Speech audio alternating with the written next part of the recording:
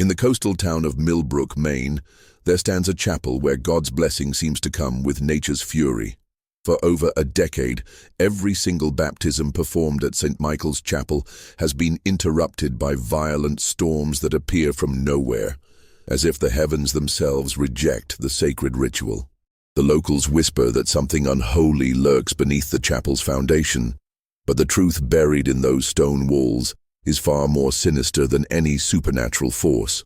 Before we dive into the disturbing secrets of St. Michael's Chapel, I want to ask you to subscribe to our channel and hit that like button if you enjoy these dark historical mysteries. Also, let me know in the comments what city and country you're listening from.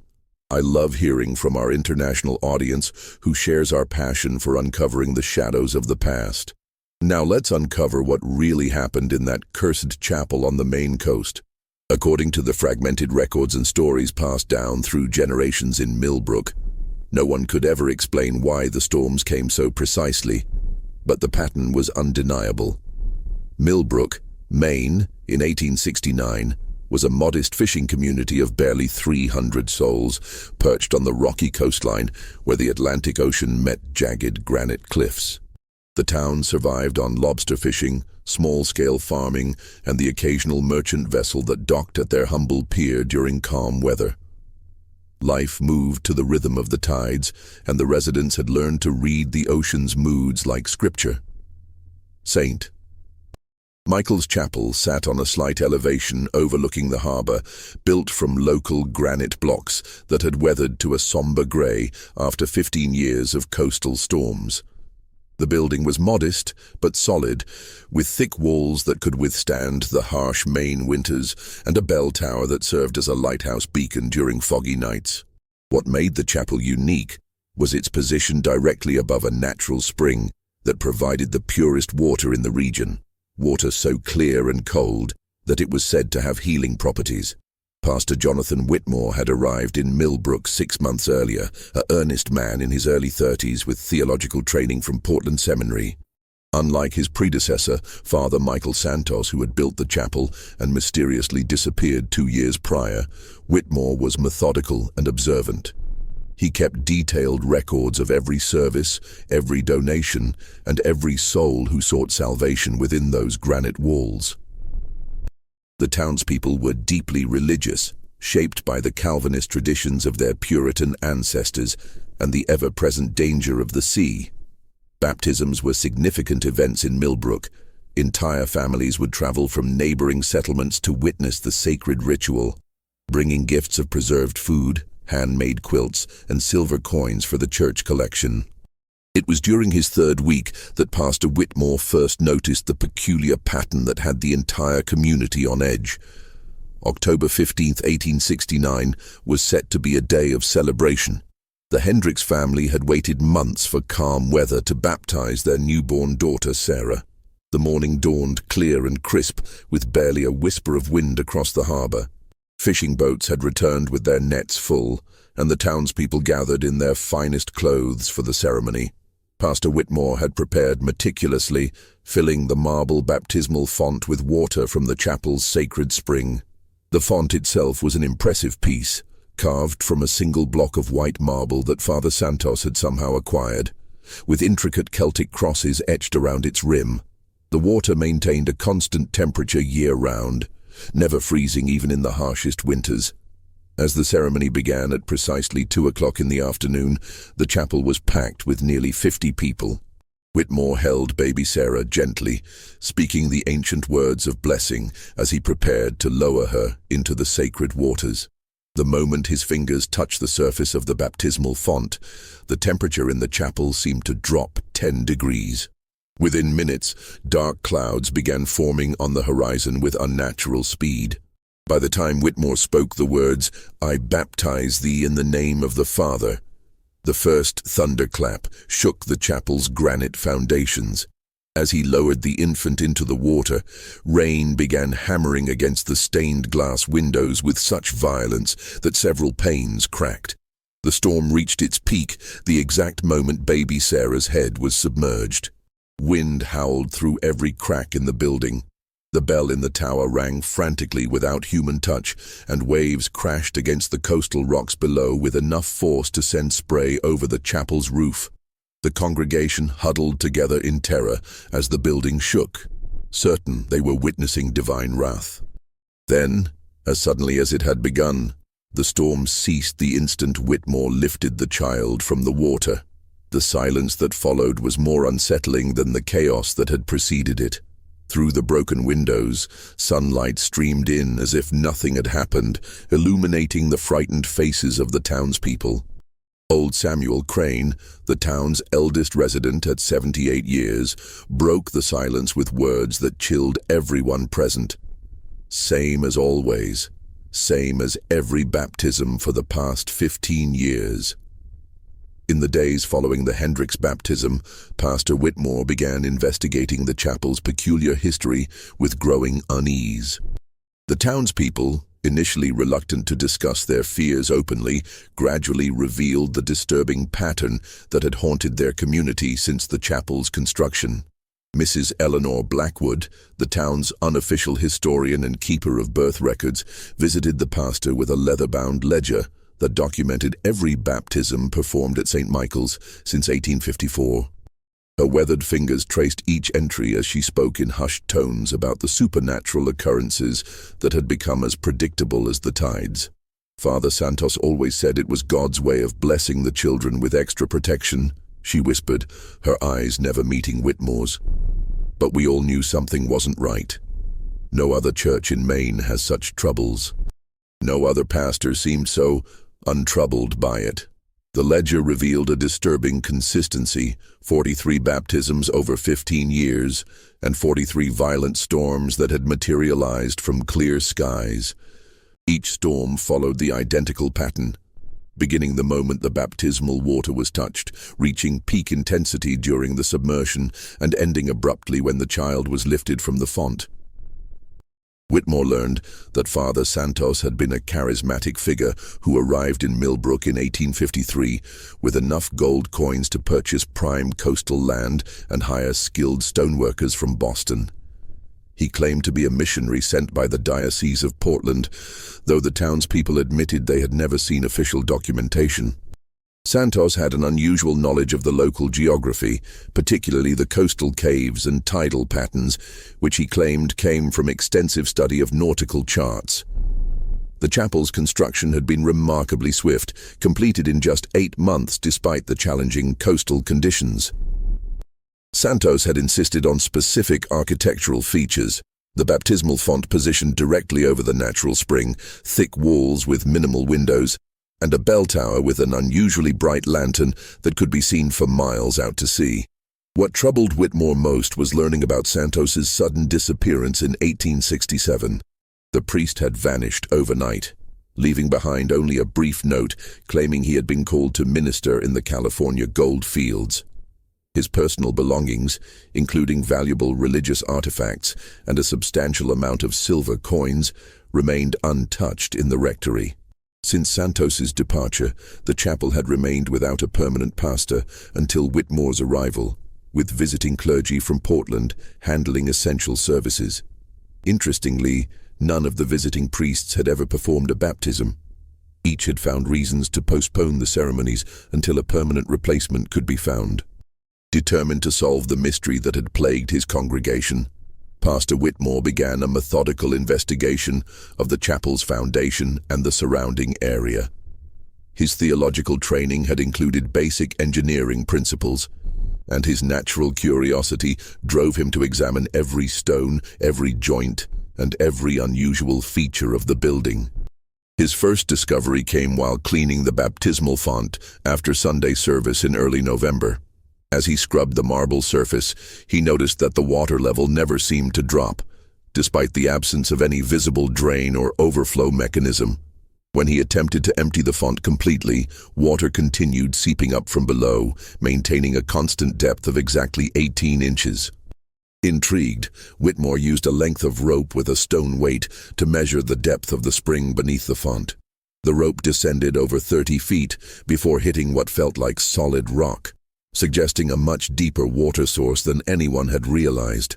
More puzzling was the taste of the water. While the townspeople praised its purity, Whitmore detected a faint saltiness that seemed to intensify during high tide.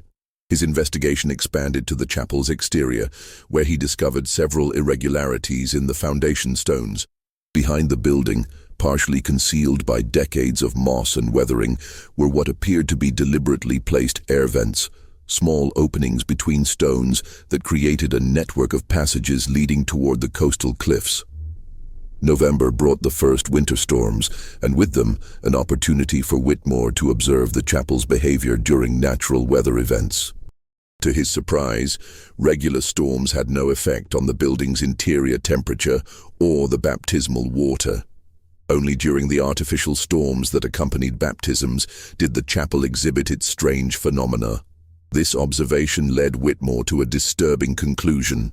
The baptismal storms were not supernatural manifestations, but the result of some mechanical or chemical process triggered by the ceremony itself. But what could cause such precise, repeatable effects? And why had Father Santos designed, or allowed, such a system to exist in a house of God? The answer began to emerge when Whitmore explored the coastal caves that honeycomb the cliffs below St. Michael's Chapel. Local fishermen had always avoided these caves, claiming they were dangerous and prone to sudden tidal surges. But Whitmore, driven by his need to understand the truth, descended into the largest cave during low tide in late November. What Pastor Whitmore discovered in the caves beneath St. Michael's Chapel challenged everything he thought he knew about Father Santos and the true purpose of the sacred building above. The main cave extended far deeper into the coastal cliff than anyone had imagined, with carved passages that showed clear evidence of human modification. Stone steps had been cut into the rock walls, and iron brackets still held the remains of torch holders, indicating regular use by people who needed reliable lighting. Most significantly, Whitmore found wooden crates partially buried in sand and silt, crates marked with shipping labels from Boston, Halifax, and even the Caribbean.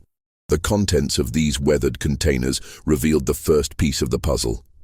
Expensive liquors, fine fabrics, Cuban cigars, and other luxury goods that would have commanded premium prices in 1850s Maine. These were the tools of a smuggling operation, carefully hidden from the customs officials and revenue agents who patrolled the coastal waters looking for tax evaders and illegal imports. But the caves held more secrets.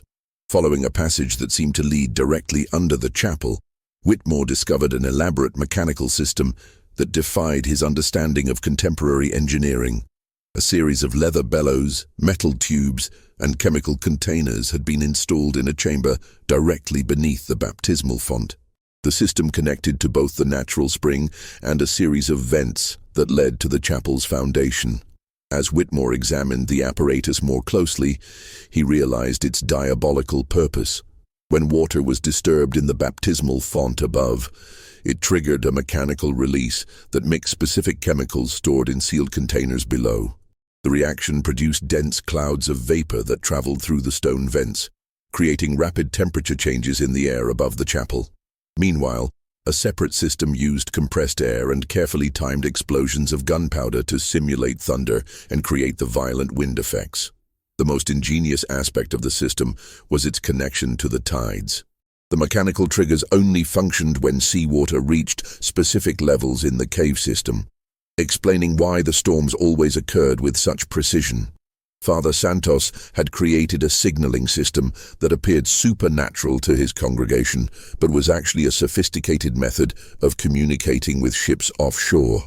Just when we think we've uncovered the depths of this deception, the horror in Millbrook intensifies.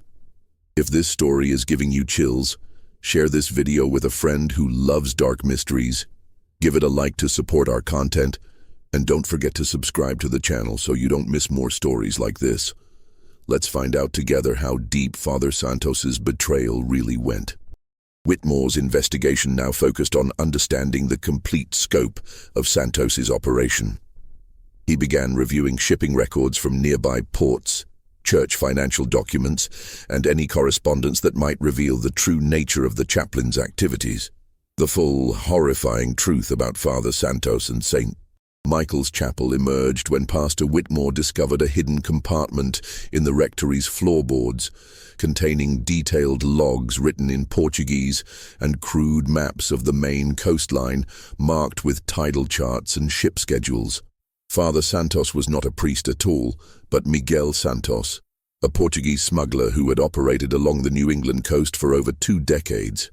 His ministry in Millbrook was an elaborate cover for a sophisticated smuggling network that used the chapel's baptismal ceremonies as coded signals to Confederate ships waiting offshore. The logs revealed the complete system. Each baptism was scheduled to coincide with the arrival of smuggling vessels carrying contraband from Canada, the Caribbean, and Europe. The artificial storms served multiple purposes. They created a spectacular diversion that kept townspeople indoors and away from the harbor, while the specific pattern of the supernatural events communicated vital information to the ship's captains about patrol schedules, cargo pickup points, and payment arrangements. The baptismal water itself was connected to a sophisticated early warning system. When Santos touched the water to begin a ceremony, it activated mechanical triggers in the caves below that not only created the storm effects, but also lit signal lanterns visible only from specific positions at sea.